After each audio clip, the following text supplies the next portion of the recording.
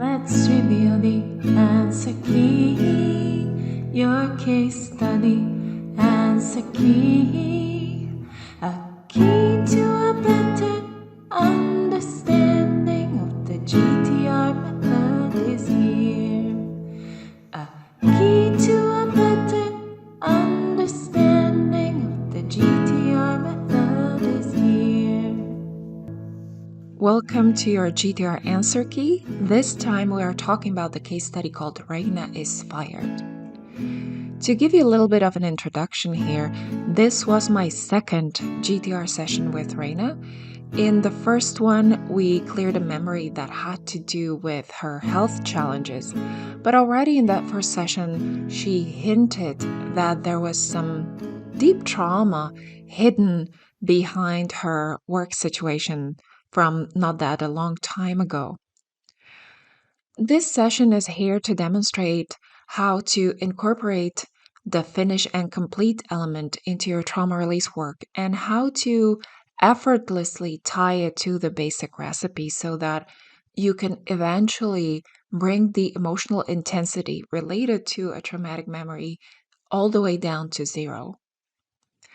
Just as a quick reminder here, the more surface traumas, they tend to show up in the initial sessions, or those would be actually the traumas that you go and look for to clear in the first session, those one-off events that are fairly clear-cut. They tend to respond very, very well to the basic recipe alone. However, if we're looking at deeper traumas, sort of the original traumas, that lie below the surface of some of the perhaps recent memories, some of the more surface traumatic memories, then more often than not, they do require the finish and complete element.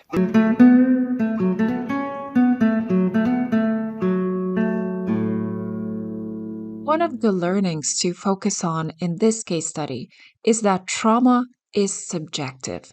And Reina's case study is a good reminder of that, because while there are specific indicators in the body that we have encoded a memory as traumatic, there is an element of trauma that is very personal and more subjective in how we interpret threat and inescapability.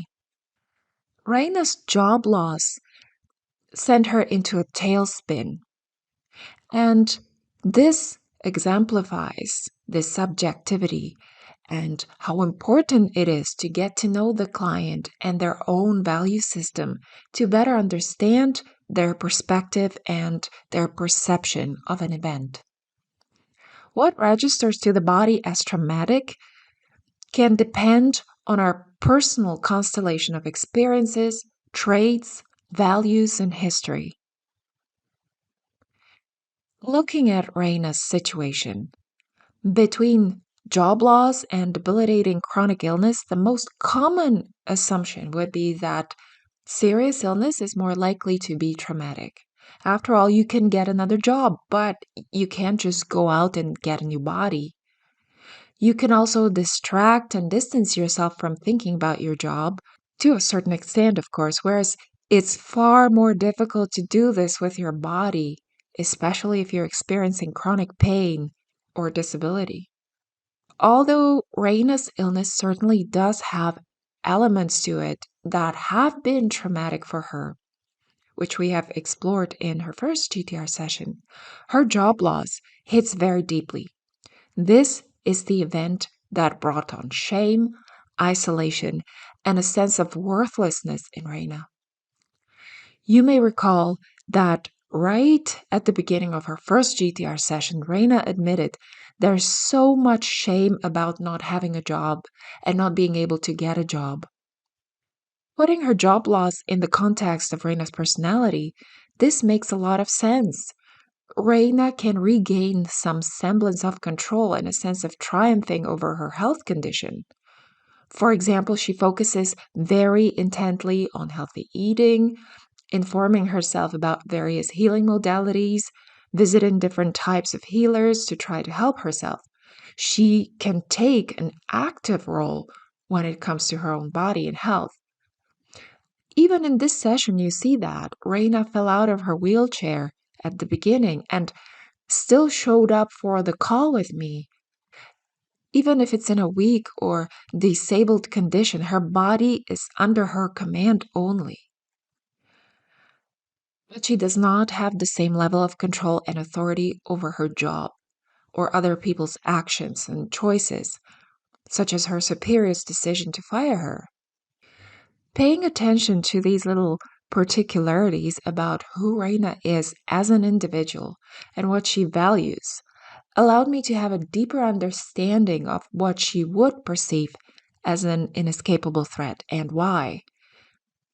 This was really important to recognize because it allowed me to work on the right memory with the right tools in this session.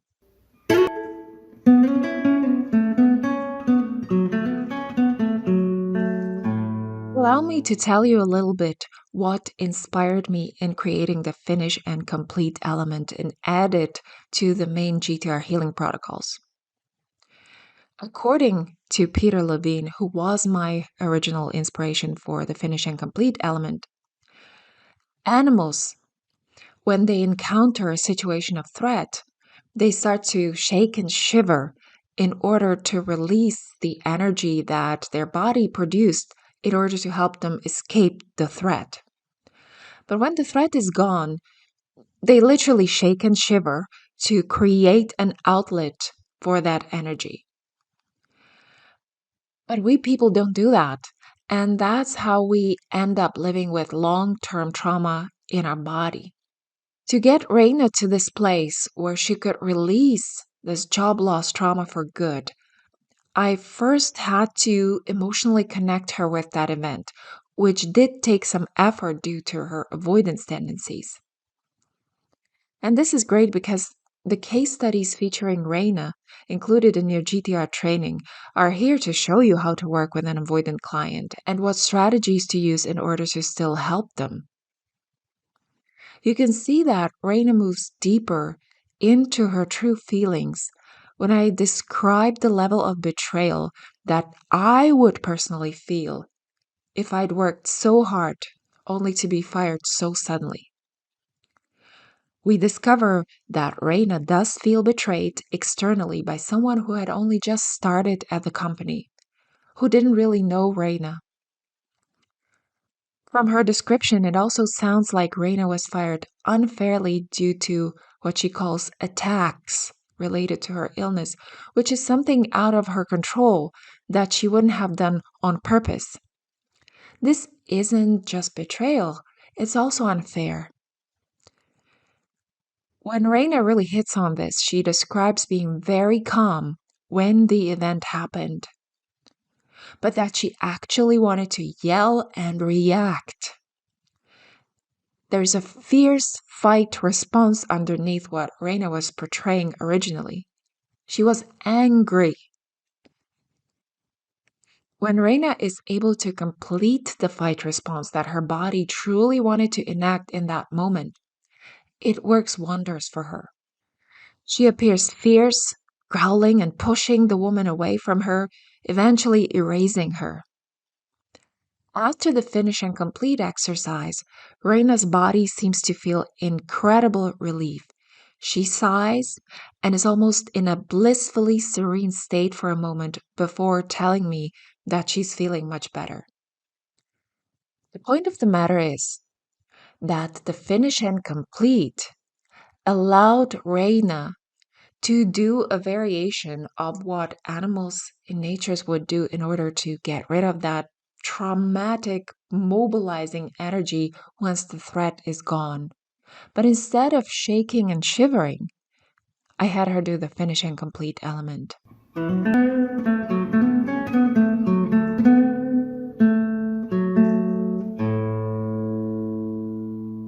In most cases, the finish and complete will be a tool usually necessary in session 3, 4, sometimes in session 2, just like in Reina's case, but never in session 1. There will be one exception of this in your training where I did use the finish and complete in session one, but I will tell you why I did that. With some clients, I do apply it already in session two. These are usually clients that already are very open to the GTR method. They trust it, they trust me, they're motivated to do the work, and they feel fairly comfortable with the GTR method. Or perhaps they're very motivated to heal and let go of their trauma. Some other clients, though, benefit from a little bit more time before the finish and complete element is applied, and by that I mean just perhaps session three. It is a little bit more of an intense exercise, and once again, can feel a bit vulnerable and exposing. And that is the reason why I would have the preference of using it in the third, maybe fourth session, sometimes that second session, but not the first one. It can feel rather intimate. You are asking the client what they instinctively wanted to do in a situation of threat. And often those instincts might not look very flattering. So engaging them in the finish and complete can feel vulnerable. It's just a more emotionally intense endeavor, and hence the trust needs to be in place. Excellent. What do we notice about Reina in this session? Well, Reina has already shown herself in the first GTR session to be resilient. We've seen her and witnessed her as a feisty woman who enjoys the feeling of triumphing over challenges and adversity.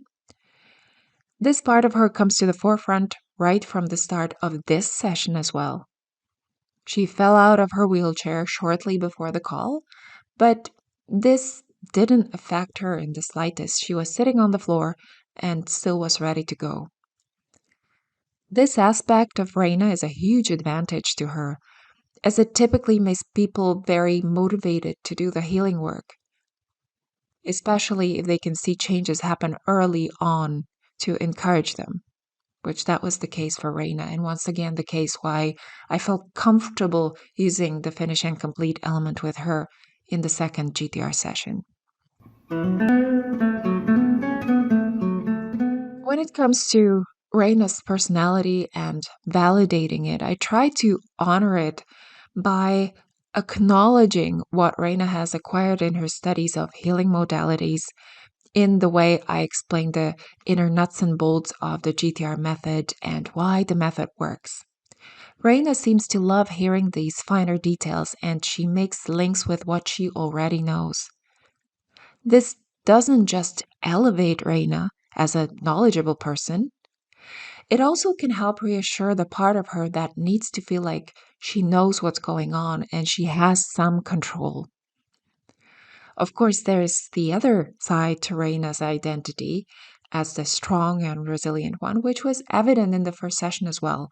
She finds it difficult to stay with any parts of her story or of her experience that make her feel vulnerable or weak. She has a tendency to reframe them, skip over them, or even change the subject. This pattern of avoidance is clear in this session too, when Reina's PR story memory, that seems to be a more comfortable one for her to tell, appears. Actually, when she said she had a very impactful memory that she needed to share, I was anticipating that she'd bring out the story of her uncle again. This story is not just a safer one to tell because it's not actually traumatic, but a story like this of that moment when she first learned not to listen to herself is so common for many women that, as you can imagine, it's also a story that Regna very likely bonds with people over.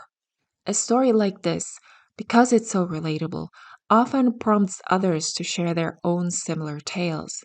Raina also does something similar by speaking about her mother's history initially when I brought up betrayal and abandonment. These tendencies of deflecting, avoiding, or going back to the PR story are good signposts to pay attention to with Reina.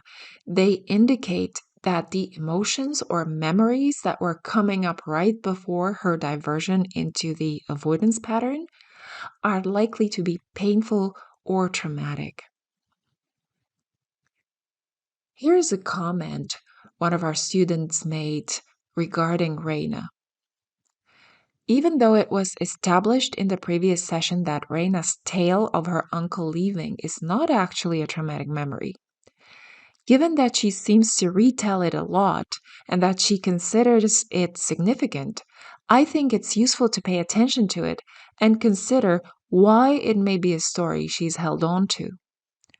Reina describes this story as the earliest moment she remembers of learning not to trust herself. When Professor Isabella brings up how betrayal is one of the most difficult things someone can experience, this clearly hits deep for Reina, and she ties the story to her uncle with this concept. She says learning not to trust herself is the worst form of betrayal and abandonment because self betrayal is worse than anyone else betraying us. Theoretically, this can be true, but in Reina's case, I actually think this story holds more avoidance. Reina's relationship to herself, whether her emotions, her health, or her body, is a safer thing to stay with than the betrayal from outside herself. This was such a wonderful observation that this student made. Considering Reina's personality overall, of course, this makes sense. Inner betrayal is still within our realm of control in many ways, whereas betrayal from another, that's another story. It's not within our control. We can't always reconcile and get closure around it in the same way. The way Reina approaches self betrayal is similar to how people sometimes speak about self love, saying they're not going to be in a relationship or can be loved by anyone else until they truly learn to love themselves. And self love is obviously important, but there's more certainty and control in self love, whereas a relationship with another may require a bigger emotional risk. Acknowledging that other people and situations outside of ourselves actually have an impact on us is a deeply vulnerable place for Reina to get to. And naturally, she may feel a level of cognitive dissonance here. This vulnerability could create a conflict with her feisty and resilient and nothing holds me back identity.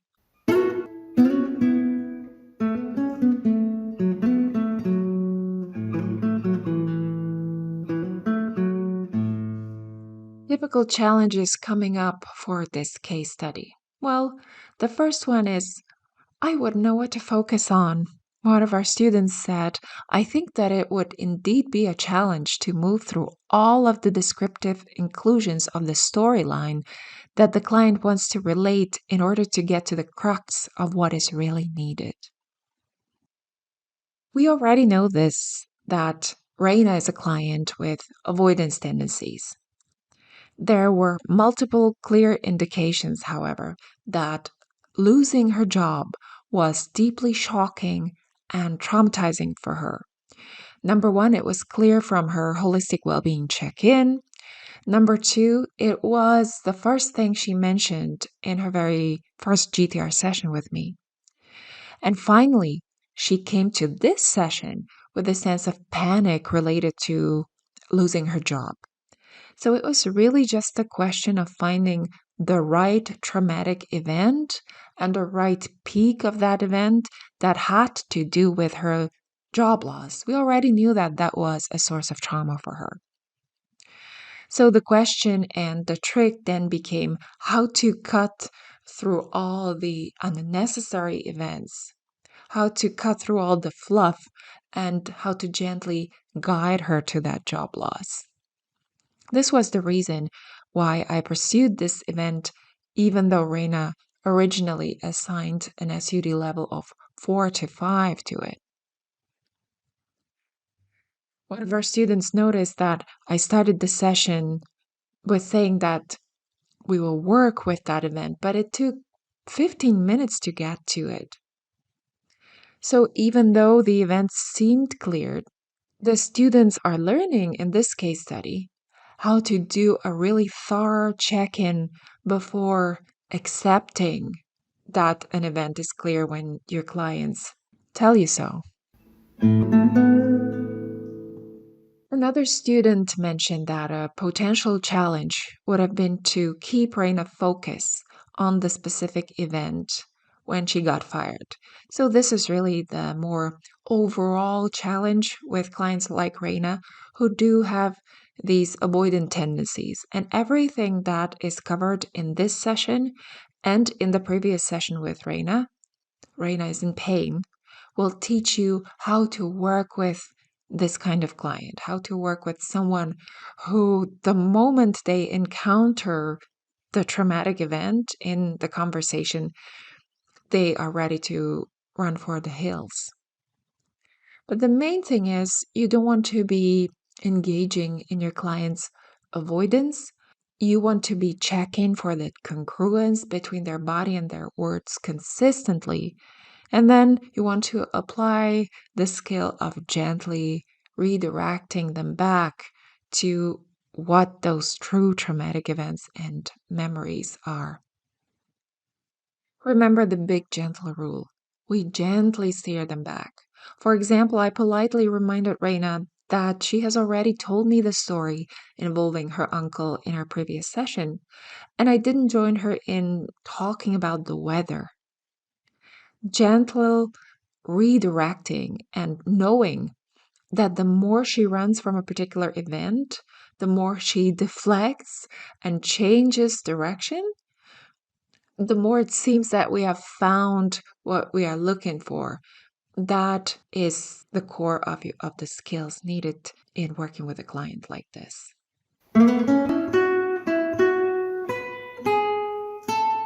And finally, sometimes the challenge that students have with this session is to determine which parts of a traumatic event or a traumatic memory are worthy of digging deeper into and which aren't.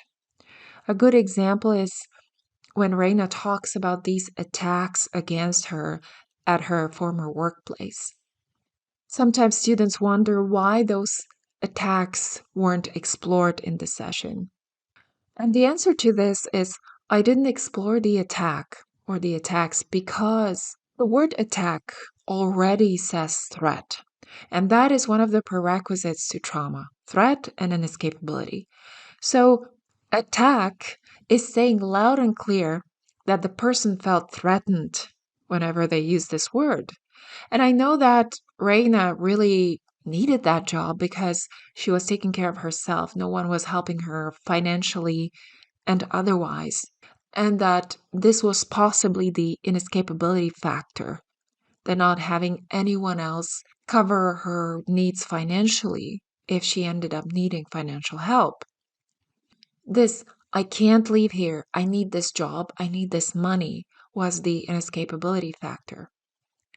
And as for the attacks, sometimes this might be a matter of interpretation. For instance, a personality who is highly sensitive to criticism might interpret even constructive criticism as an attack, or take Reina's feisty spirit that could have been expressed in many, many different ways at her workplace, perhaps as being intolerant or belligerent or conflict seeking. There is a part in the case studies where she talks about suing different companies for not complying to norms. And she says that she always wins. So, what she perceives as attacks could have been complaints from other employees that perhaps could have been founded in reality and justified. And she, Reina, might have interpreted that as attacks. At the point of the session, I don't know whether it was one or the other. And the reason I don't try to find out is because, in the grand scheme of things, it does not really matter. Reina felt threat and inescapability, and she got traumatized as a result of that. And I'm here to help her release that trauma so that she can move on with her life. Getting into if the attacks were really founded in reality, if they were justified, and who did what was a necessary diversion, which eventually would not have led to releasing Reina's trauma.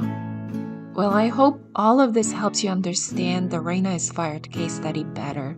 It was a pleasure for me to present these insights and observations to you, and I will be looking forward to connecting with you again in another episode of your GTR Answer Key.